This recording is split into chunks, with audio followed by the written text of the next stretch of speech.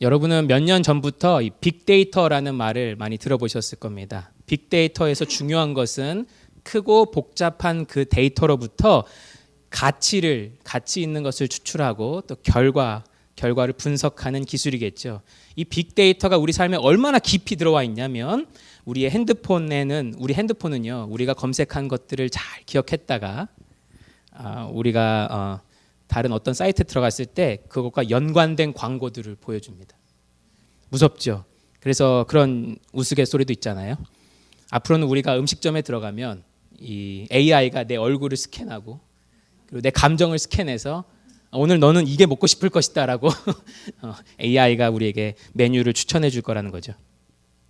그런데 이런 빅데이터 분석은요, 사실 인간이라면 누구나 해왔던 일입니다. 여러분, 좋은 대학에 가면 성공한다라는 생각은 어디서부터 온 것이죠? 우리 뇌가 정리한 빅데이터입니다. 내가 보았고 또 많은 사람들로부터 들었던 생각을 정리하여 내린 결론입니다. 어떤 삶이 좋은 삶인지, 어떤 선택이 좋은 선택인지 우리 뇌는요, 끊임없이 정보를 받아들이고 끊임없이 분석하고 끊임없이 결과를 냅니다. 근데 이런 빅데이터가요, 늘 신뢰성이 있는 건 아니죠. 어떤 날은 나의 빅데이터를 분석한 AI가 추천해준 그 음식이 아니라 다른 음식을 먹고 싶을 때도 있는 겁니다. 그럼 이제 AI가 막 저에게 화를 내는 거죠. 너는 이 음식을 먹어야 해. 너의 기분과 행동을 봤을 때 너는 지금 이 음식을 먹고 싶어. 네, 아니라는 겁니다. 인간은 거기서 자유롭고 싶기도 하죠. 생각해 보세요. 우리가 청소년 때 혹은 뭐 사춘기가 더 커서 찾아오기도 하잖아요. 그때 우리는 뭘 했죠? 엄마의 빅데이터로부터 자유롭고 싶었습니다. 내 인생을 엄마의 생각으로 이래라 저래라 하지 마. 물론 크고 나면 엄마의 빅데이터는 훌륭했다라는 사실을 생각하게 되지만요. 그렇습니다. 사람들이 빅데이터에 의존하는 이유는 실수를 줄이기 위해서입니다. 하지만 동시에 사람들은 나 아닌 다른 사람이 내 삶을 좌지우지하는 것을 싫어합니다. 빅데이터가 내 삶을 좌지우지하는 걸 싫어합니다. 그래서 요즘 인기 있는 법륜 스님 같은 분은 그런 말을 하시더라고요. 내 삶의 주인은 나 자신이어야 한다. 남의 영향으로부터 벗어나 내가 결정하고 그 결과도 내가 책임져야 한다. 그것이 내가 내 삶의 주인으로 살아가는 길이다라고 이야기를 한 그 영상을 보았습니다. 제법 먹고 살 수 있게 된 우리는요, 오늘날 인간의 행복 추구권이 더욱더 강조되는 시대입니다. 우스갯소리지만 한국의 MZ세대는 회사가 나의 그 행복 추구권을 방해할 때 얼마든지 사표를 쓸 준비가 되어 있습니다. 우리는 어떻습니까? 심지어 우리는 이 땅 미국에서 살고 있습니다. 미국은 개인의 행복 추구권을 더욱더 강조합니다. 그래서 우리는 공동체적으로 좋은 삶이 무엇인가를 정해놓은 그 한국의 정서를 때때로 불편해합니다. 한국엔 다 정해져 있잖아요. 무엇이 좋은 삶이다라는 것이. 그래서 우리는 우리의 삶을 개척하고 우리의 가치를 쫓아 이곳에 왔는지도 모르겠습니다. 하지만 우리가 믿는 기독교 신앙은요, 우리에게 이런 질문을 던집니다. 그래, 너가 너의 인생의 주인이 되고자 하는 거? 그래, 뭐 좋다고 쳐봐. 그런데 하지만 어떠한 영향으로부터 벗어나서 무엇이 좋은지 스스로 판단하겠다라는 너는 정말로 옳은 선택을 할 수 있니? 너가 선택하는 것은 정말로 옳은 선택이라고 확신할 수 있니? 라고 우리가 믿는 기독교 신앙은 그렇게 우리에게 물어봅니다. 오늘 본문에 나오는 사울은 당시의 이스라엘 왕이었습니다. 사울은 당시 사람들이 빅데이터로 세운 왕입니다. 사무엘상 9장 2절에 이런 말씀이 기록되어 있어요. 기스의 아들이 있으니 그의 이름은 사울이요 준수한 소년이라 이스라엘 자손 중에 그보다 더 준수한 자가 없고 키는 모든 백성보다 이제 어깨 위만큼 더 컸다. 와, 엄청 컸다 이야기입니다. 당시 왕은요, 전쟁에 나가서 전쟁을 지휘해야 하는 지휘관의 역할을 해야 했습니다. 그래서 피지컬은 그 사람의 능력을 말했습니다. 실력을 말했습니다. 피지컬이 대단했죠. 왜냐하면 사울은 모든 백성보다 어깨 위만큼 더 컸으니까요. 힘도 셌습니다. 게다가 다른 본문을 보면 사울은요, 너그러움까지 갖추고 있었습니다. 그래서 모든 빅데이터가 사울을 왕으로 지목하고 있었습니다. 물론 하나님이나 당시의 선지자 사무엘은 그렇게 생각하지 않았지만요. 그래도 사울은 처음에는 위대한 왕의 모습을 보입니다. 사무엘상 11장을 보면, 우리가 13장 읽었는데 12장 11장을 보면 사울이 왕이 된 후에 첫 번째 치룬 그 전쟁이 나옵니다. 이 암몬 사람들과의 전쟁인데요. 그 전쟁에서 이기죠. 왕으로서의 평가전을 아주 멋지게 치러낸 것입니다. 그의 시작은 분명 괜찮았습니다. 그렇지만 오늘 본문이 속한 사무엘상 13장부터 15장까지는 사울이 어떻게 몰락하게 되는지를 보여줍니다. 더 안타까운 사실은 그의 몰락이 그가 왕이 되고 한참 지난 후에 시작된 게 아니라 왕이 된 지 얼마 지나지 않은 후에 오늘 본문 1절에 오늘 우리가 읽은 13장의 1절에 의하면 왕이 된 지 2년 만에 그 몰락이 시작된다는 말입니다. 당시 이스라엘의 이웃나라 중에는 블레셋이라는 이방 민족이 있었습니다. 이스라엘은 이 블레셋 사람들에게 늘 괴로움을 당하고 있었습니다. 게다가 블레셋 사람들은요, 이스라엘 땅에 들어와서는 자기 땅이 아닌데 이스라엘 땅에 들어와서 거기서 살고 있었습니다. 따라서 사울이 왕이 되고 가장 먼저 해결해야 했던 것은 그 블레셋 사람들을 몰아내는 것이었습니다. 그리고 하나님도 그를 왕으로 허락하실 때 내 백성을 블레셋 사람들의 손에서 이 사울이 구원하리라라고 약속을 하셨죠. 자, 그래서 사울 왕은 일단 군대를 조직합니다. 2절을 보면 사울은 3,000명으로 군대를 조직하죠. 이전까지는요, 이스라엘에 군대가 없었습니다. 그냥 싸워야 할 때가 되면 나팔을 불어서 사람들이 모이게 했어요. 그러면 이제 소랑 같이 이렇게 밭 갈다가 싸우러 모이는 겁니다. 그런 구조였어요. 근데 이제는 3,000명으로 군대를 조직했습니다. 상비군이 생긴 거예요. 그리고 아들 요나단으로 하여금 블레셋 수비대를 공격하게 합니다. 그런데 그 공격을 시작으로 이 싸움이요, 그냥 국지전에서 이스라엘과 블레셋 전체의 전면전으로 커져나가게 되었습니다. 자, 그럼 이제부터는 군대가 있어야 되죠. 이제는 3,000명 가지고 안 됩니다. 그래서 사울은 온 땅에 나팔을 불어 사람들을 모았습니다. 히브리 사람들은 들으라, 이제 블레셋과의 전쟁이 시작되었다라고 외쳤습니다. 나를 따르라는 것이지요. 그래서 실제로 4절을 보면 온 백성이 사울이 있었던 이 길갈이라는 도시에 모입니다. 내가 이 전투에 참여하리라라고 모여요. 이때까지만 해도 분위기가 무척 좋죠. 자, 그런데 우리가 읽은 오늘 본문 5절을 보겠습니다. 이게 웬일이죠? 블레셋 사람들도 이스라엘과 싸우기 위해 모였는데요, 그 수가 장난이 아닙니다. 무기가 장난이 아닙니다. 5절을 잘 보면 병거가 3만이라고 되어 있는데 이 병거라는 것은 수레잖아요. 그러니까 오늘날로 말하면 전차가 3만 대 있었다는 겁니다. 당시엔 병거가 몇백 정도만 있어도 이 지역을 제패할 수 있었습니다. 몇백만 있어도 됐어요. 근데 3만이에요 지금. 그래서 NIV 같은 영어 성경은요, 이 다른 사본을 근거로 3만이었을 리가 없다라고 하면서 3천으로 번역을 합니다. 근데 3천도 여전히 많은 숫자예요. 자, 그러면 블레셋은 병거만 이게 3만, 마병, 말 타는 사람도 엄청 많이 모였는데 이스라엘은 얼마나 모였을까요? 안타깝게도 성경엔 이스라엘 측에 얼마나 모였는지가 나오지 않습니다. 게다가 13장 19절을 보면요, 오늘 본문은 아니었지만 그 뒤에 19절을 보면 당시 이스라엘엔 철제 무기가 없었어요. 왜냐하면 이스라엘은 아직까지 당시에는 청동기 시대였거든요. 하지만 블레셋은 철기를 사용하는 민족이었습니다. 싸우는 무기부터 차이가 납니다. 블레셋은 병거가 3만인데 이스라엘은 20절을 보니까 뭘 들고 싸우냐면 쟁기, 삽, 도끼 이런 걸 들고 있습니다. 근데 이것도 농사를 짓다가 가져온 거예요. 그래서 날이 무뎠습니다. 무뎠다고 되어 있어요. 상대가 되겠습니까? 이건 싸우지 않아도 이미 승패가 결정된 싸움이에요. 자, 그래서 이스라엘 사람들은 무서워 떨기 시작합니다. 어떤 사람들은 숨었어요. 3만의 병거를 보고 숨었습니다. 어떤 사람은 강을 건너 도망했습니다. 7절은 사울을 따른 모든 백성이 하나도 빠짐없이 다 떨었다라고 되어 있습니다. 여러분, 당시 왕이었던 사울의 눈으로 이 장면을, 이 상황을 한번 봐보십시오. 얼마나 위급한 상황입니까? 수많은 블레셋 군대가 코앞에 와 있는 상황입니다. 근데 지금 사울이 있는 곳은 어디냐면 7절을 보면 사울은 아직 길갈에 있습니다. 길갈은 후방입니다. 싸우기 위한 사람들을 모은 도시입니다. 그리고는 사울도 그 사람들도 아직 전쟁터에 가지 않은 상황입니다. 왜 아직도 후방에서 이러고 있는 걸까요? 8절에 그 이유가 나옵니다. 사울은 사무엘이 정한 대로, 그 정한 기한대로 7일 동안을 기다렸다라고 되어 있습니다. 우리는 이 본문을 읽으면서 궁금하죠. 우리가 오늘 본문 읽은 것 중에는 사무엘과 사울이 서로 약속한 장면이 나오지가 않아요.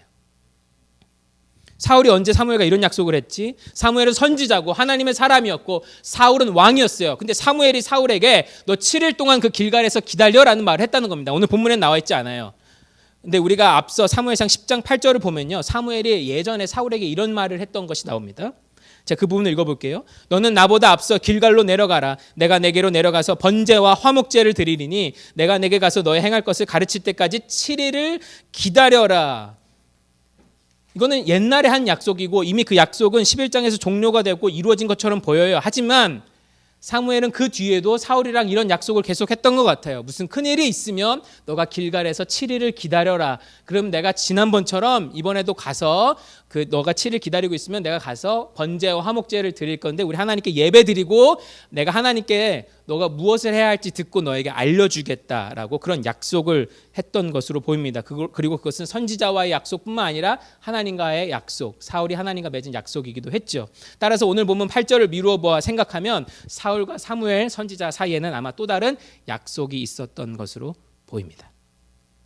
즉 전쟁을 시작하기 전에 길갈에서 사무엘이 하나님께 먼저 제사를 드려야 한다는 약속.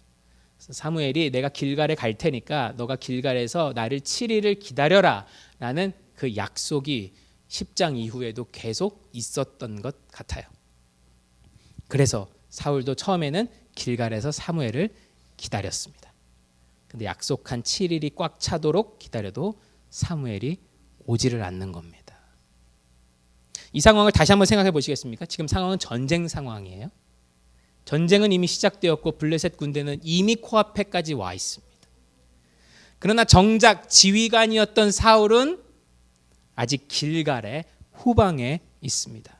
즉 이스라엘은 아직 싸울 준비를 전혀 하지 못했습니다. 전쟁 전에 예배를 드리겠다고 사무엘을 기다리는데 사무엘 선지자는 올 생각을 안 해요. 그 제사장은 올 생각을 안 합니다. 그러니까 이 싸움을 위해 모였던 용감한 백성들이 어떻게 하죠? 흩어집니다. 흩어지기 시작해요. 이 상황에서 사울이 어떻게 안 불안할 수 있겠습니까?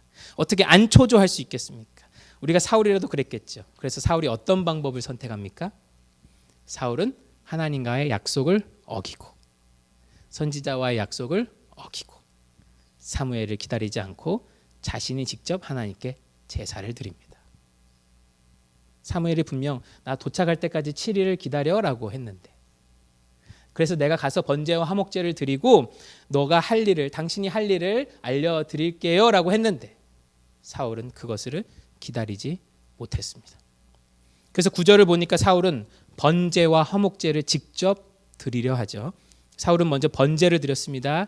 제물을 모두 태워버리는 그런 제사입니다. 그리고 이제 무슨 제사가 남았죠? 번제와 뭘 드린다고 했었죠? 화목제. 이제 화목제를 드릴 차례입니다. 자, 근데 10절을 보면 번제를 마치니까 누가 나타납니까? 사무엘이 나타납니다. 그동안 깜깜무소식이었던 사무엘이 나타나요. 사울도요, 사무엘이 도착했다는 사실을 듣습니다. 소식을 들어요.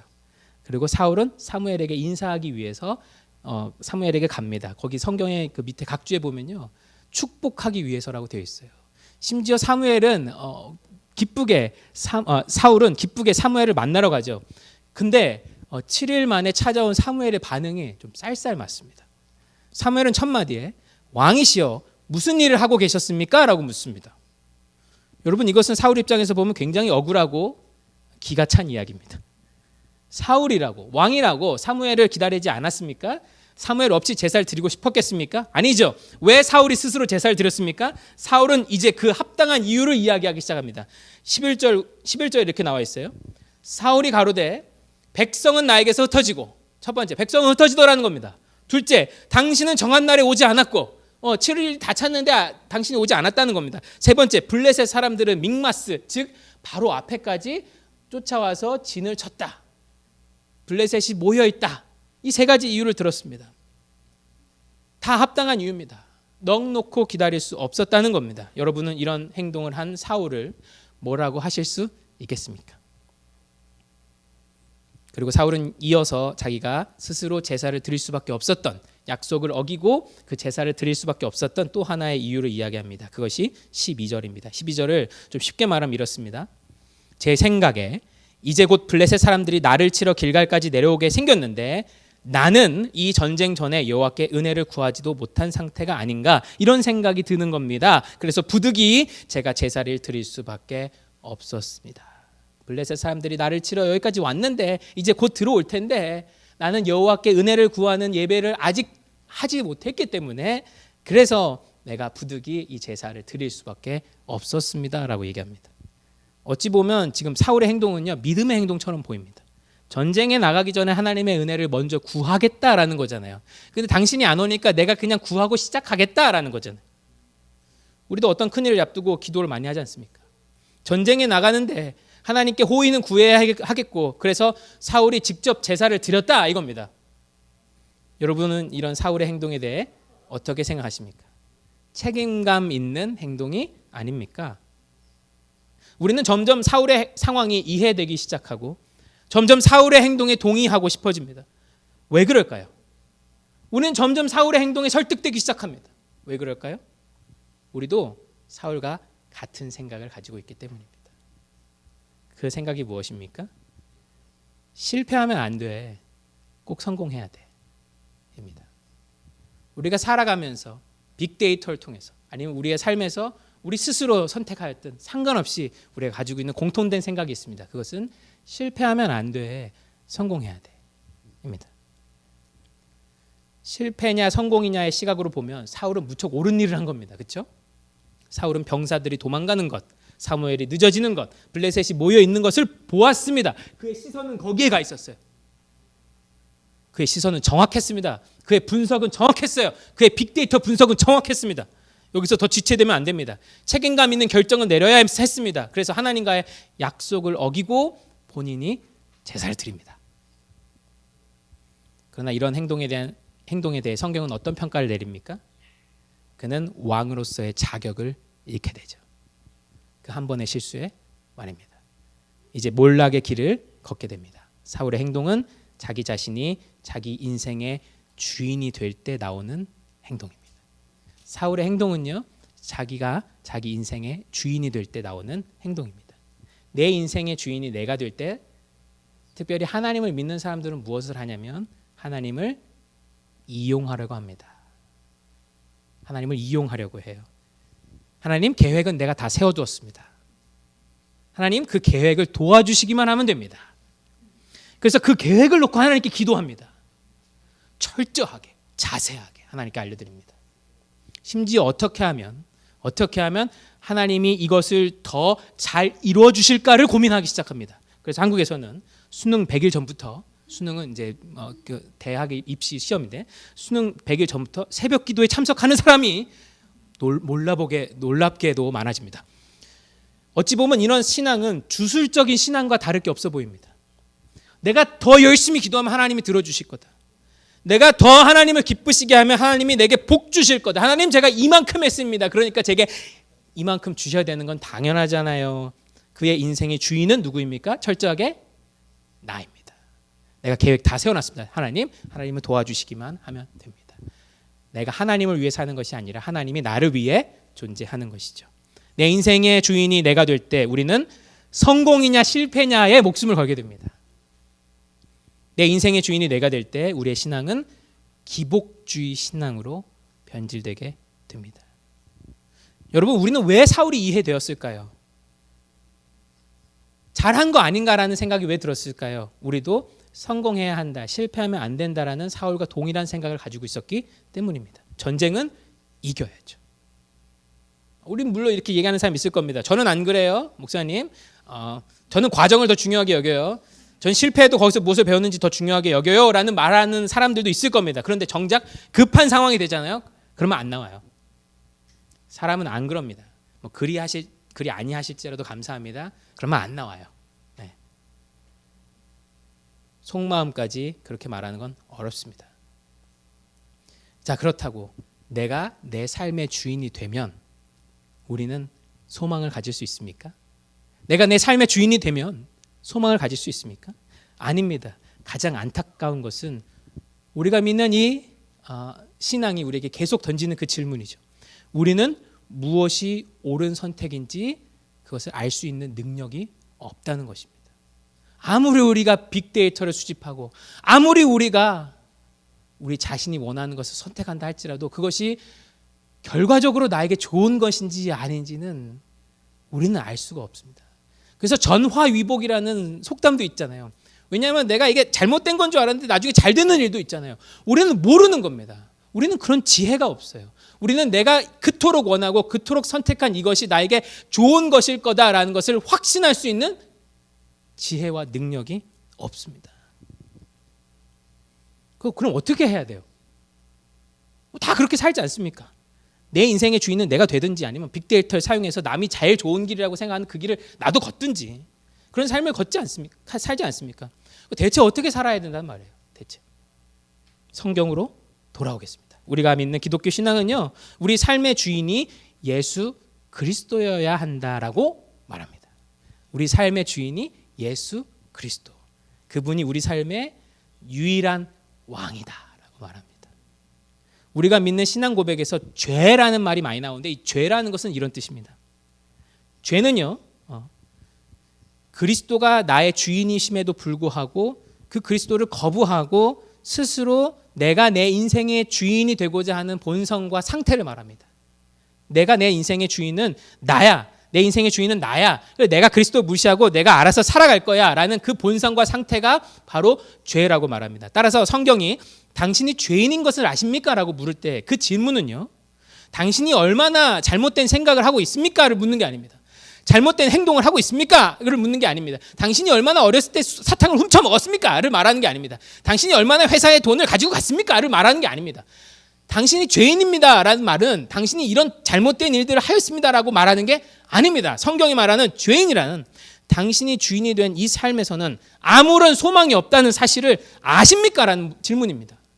당신이 주인이 된 삶에서는 아무런 소망이 없다라는 것을 아십니까? 그런 상태, 그런 본성에 대해서 질문하는 겁니다.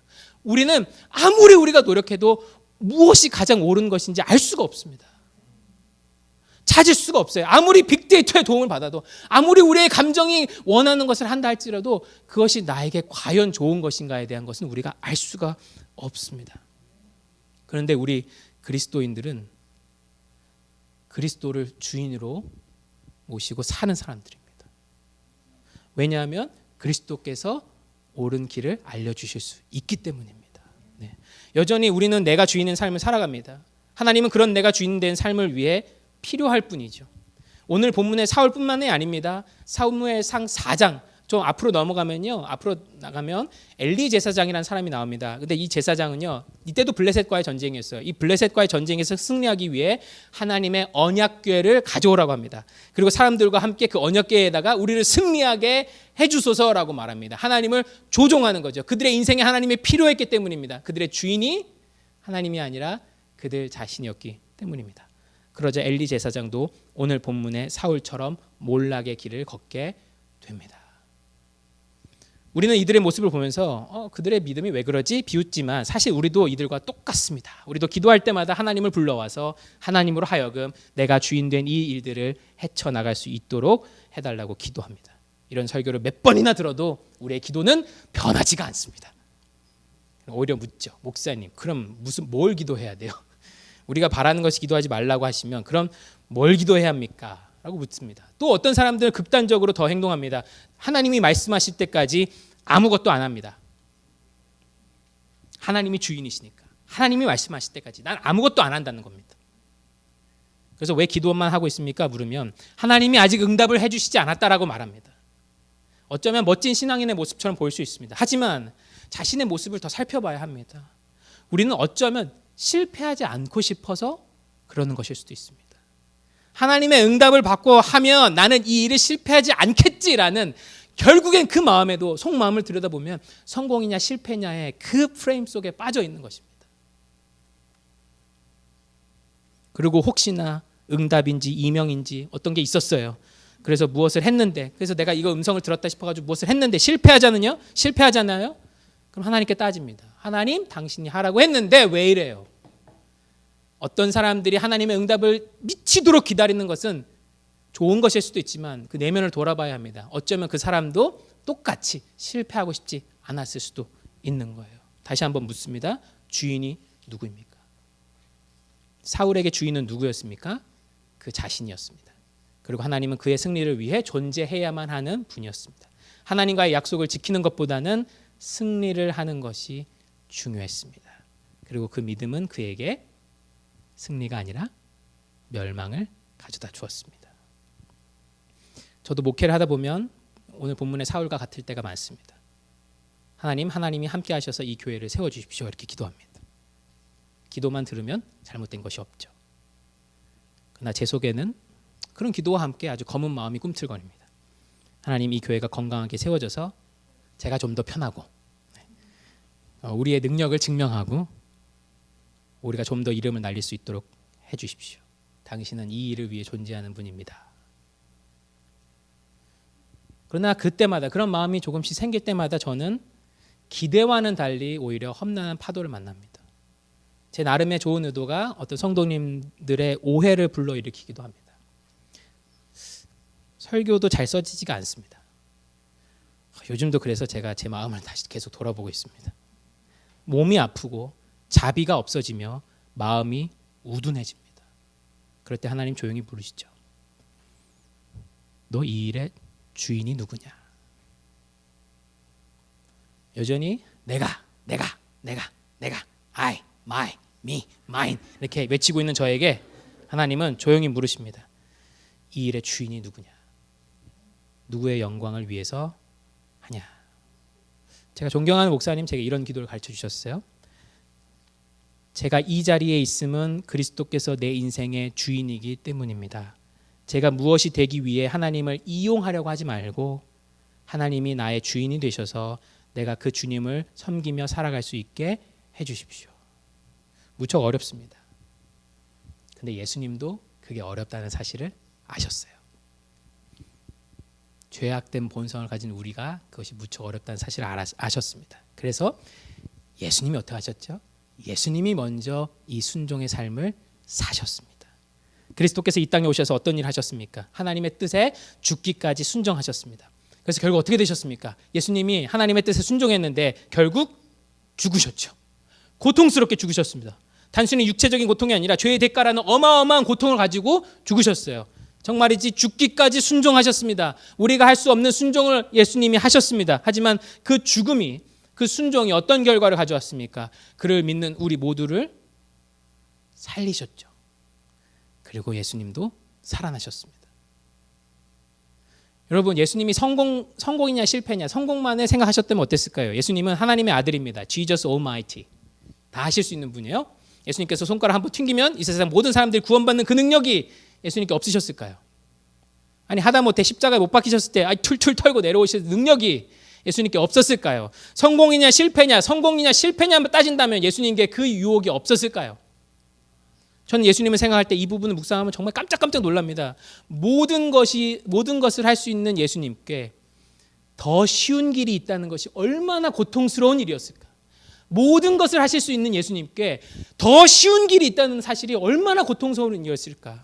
그 고통 중에도 그의 신성, 인성과 신성 중에 그 신성을 턴 오프 하시는 게 얼마나 어려우셨을까? 그래서 마귀도요, 예수님을 시험할 때 언제 찾아왔냐면 예수님이 40일을 밤낮으로 금식한 후에 예수님께 찾아와서 이렇게 묻습니다. 금식하는 중에 찾아오지 않습니다. 금식 다 하고 나시니까 마귀가 찾아와서 예수님 유혹합니다. 뭐라고 하죠? 예수님, 더 쉬운 길이 있어요. 지금 당장 뭐 드실 수 있는 길이 있어요. 이 돌을 떡으로 바꾸시면 돼요. 이 돌을 빵으로 바꾸시면 돼요라고 말합니다. 성에서 떨어져도 안 죽으실 수 있잖아요. 당신 예수님이니까요. 그렇게 하시면 돼요. 사람들이 다 믿을 거예요.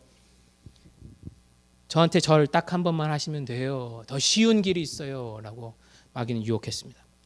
그러나 예수님은 그 쉽고 쉬운 길을 뿌리치셨습니다. 어떠한 희생이 있더라도 그 쉽고 쉬운 길을 뿌리치셨어요. 왜요? 그것은 하나님이 원하시는 길이 아니셨기 때문입니다. 예수님께 그 무엇보다 중요한 것은 성공이냐 실패냐가 아니라 순종이냐 불순종이냐였습니다.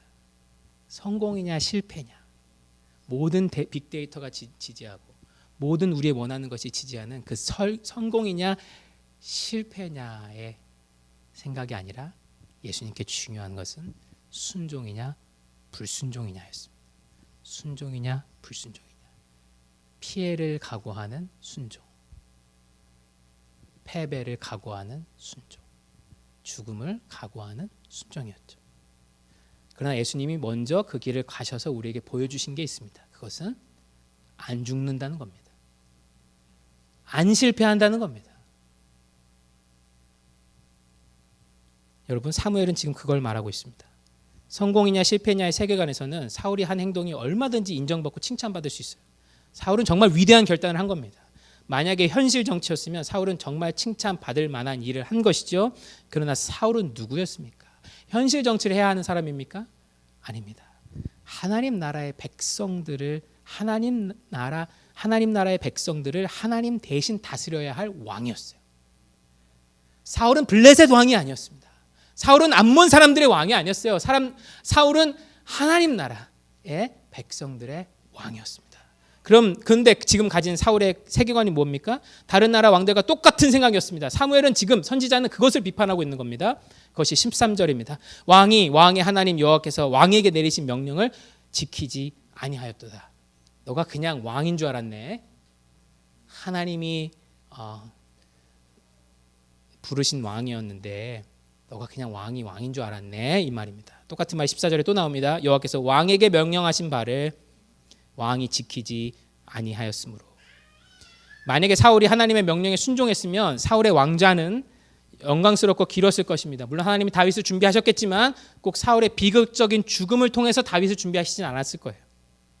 사울이 하나님께 순종했다면 사울은 존경받는 왕으로 남았을 것이고 다윗에게는 하나님 다음으로 존경하는 자가 되었을 것입니다. 여러분 어떻습니까? 오늘 본문을 읽으며 저처럼 사울이 너무나 이해가 되었습니까? 그럼 어쩌면 우리는 사울과 같은 생각을 가지고 사는 사람들일지도 모릅니다. 우리가 주인인 삶이요. 우리가 우리 인생의 주인인 삶. 말씀 마치겠습니다. 성공이냐 실패냐 세상 속에서 순종이냐 불순종이냐를 중요시 여기만 사는 것은 정말 쉽지 않은 일입니다. 왜냐하면 이 세상은 악이 승리하는 것처럼 보이기 때문입니다. 사울도 그것을 보았습니다. 사람들이 흩어지고 사무엘이 늦게 오고 블레셋 사람들이 바로 앞에까지 온 것을 보았습니다. 봤어요. 그래서 그런 결론을 내린 것이었습니다. 실제로 거짓말하면 성공할 수 있는 길이 많습니다. 눈 한번 딱 감으면 됩니다. 음란함과의 싸움도 마찬가지죠. 당장의 유혹에 잠깐만 넘어가면 되는 겁니다. 그럼 내 눈과 마음이 편안해집니다. 어떤 사람과의 관계에서도 마찬가지입니다. 누군가 나에게 상처를 줬으면 나도 그 사람을 미워하는 것이 조금이라도 덜 지는 방법이죠. 그러나 이것들은 다 세상의 방식입니다. 성공이냐 실패냐의 세계관에서 나온 것입니다. 여러분 우리는 그리스도인입니다. 우리에게는 또 다른 생각이 있습니다. 바로 그리스도께서 우리에게 보여주신 것이죠. 그것은 실패를 두려워하지 않는 순종입니다. 죽음을 두려워하지 않는 순종입니다. 그리고 예수님은 그것을 보여주셨습니다. 너희가 실패하지 않는다. 죽지 않는다. 그리고 우리에게 손짓하며 초청하시죠. 우리는 예수님과 그 길을 같이 걸어갈 수 있습니다. 우리 혼자서 개척해서 나가는 그 길이 아니라 예수님이 먼저 지나가신 그 길을 우리가 따라갈 수 있는 그 은혜를 얻게 된 것입니다. 그 생각, 이 세상의 시각으로 봤을 때는 그 생각은 너무 어리석어 보입니다. 대체 왜 그렇게 사냐고 묻습니다. 그러나 이 생각은 우리의 삶을 바꿔버립니다. 그리고 우리의 삶을 성화의 삶으로 이끌어가며 죽는 그날까지 하나님을 영화롭게 합니다. 저는 우리의 교회도 그런 교회가 되었으면 좋겠습니다. 여기 일주일에 한 번 모이지만 예수 그리스도의 마음을 품고자 함께 고민하는 교회. 성공이냐 실패냐보다 순종이냐 불순종이냐에 목숨을 거는 교회. 그래서 세상의 빛과 소금이 되는 교회. 성공해서 빛이 되는 교회가 아니라 순종해서 빛이 되는 교회. 성공해서 내는 빛은 너무나 아름답고 찬란할 수 있지만 하나님이 더 귀하고 아름답게 보시는 빛은 순종해서 내는 작은 불빛입니다. 우리에게 가장 중요한 생각은 성공이냐 실패냐가 아니라 순종이냐 불순종이냐입니다. 이 생각이 바뀌면 삶이 바뀝니다. 이번 한 주 어떤 일들을 맞이하실 예정입니까? 또 가정에서는 어떻습니까? 여러분 이 말씀을 가정에 적용하면 어떻게 되시겠습니까? 이 생각이 바뀌면 삶이 바뀝니다. 순종이냐 불순종이냐 이 시각으로 이번 한 주 있을 일들을 바라보시며 기도해 보시진 않겠습니까? 함께 기도하겠습니다.